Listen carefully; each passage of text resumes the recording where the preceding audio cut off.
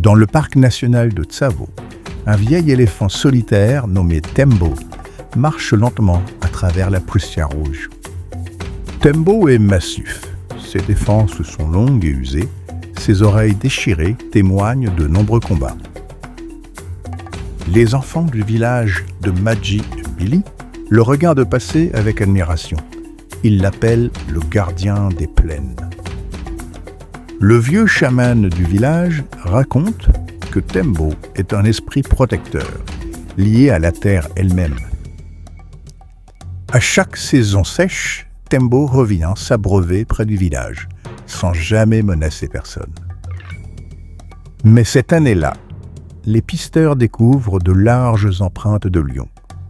2 jeunes mâles rôdent dans la région. Les villageois renforcent les enclos, rentrent les chèvres plus tôt et prient les esprits protecteurs. Les lions ne chassent plus, ils observent à distance, comme s'ils préparaient quelque chose de plus grand. Un soir de rage, le ciel se déchire d'éclairs au-dessus du village de Madji Mbili.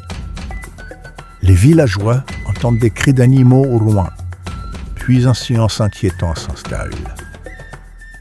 Soudain, les 2 lions surgissent des hautes herbes. Ils attaquent le village sans peur. Les hommes tentent de défendre les cases, mais les lions sont rapides et puissants. Les femmes hurlent, les enfants courent. Le chaos s'installe sous la pluie battante. Un son retentit dans la nuit. Un puissant varissement profond et long. Tembo surgit à travers la poussière et la pluie, immense et imposant face aux lions. Un instant de tension figée, les lions et l'éléphant se font face dans l'orage. Les lions se jettent sur Tembo. L'un saute sur son flanc pendant que l'autre tente d'attaquer de face. Tembo se cabre, secoue violemment son agresseur et le projette au sol dans un nuage de poussière. Le 2e lion tente de mordre une patte arrière. Tembo recule, puis frappe le sol avec force. Le combat s'intensifie. Les rugissements et barrissements se mêlent à la pluie battante. Tembo réussit à faire reculer les 2 lions qui halètent.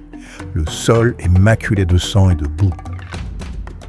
Un des lions, blessé à l'œil, recule en grognant et disparaît dans les hautes herbes.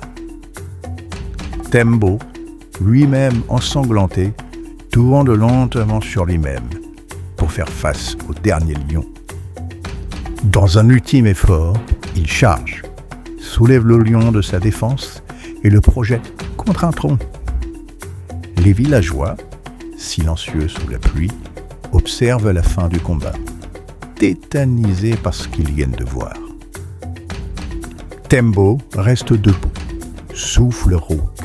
Ses blessures visibles, il fixe le village une dernière fois. Il ne recule pas, il ne fuit pas.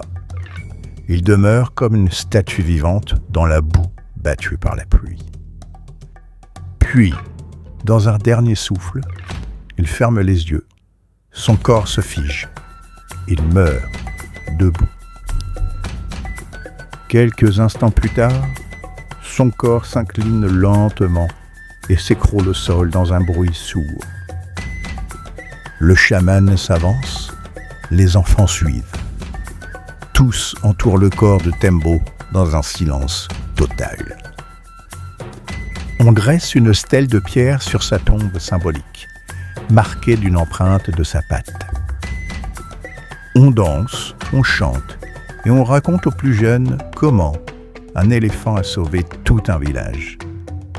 Les anciens murmurent que l'esprit de Tembo veille encore sur Madji, quand le vent souffle dans les herbes.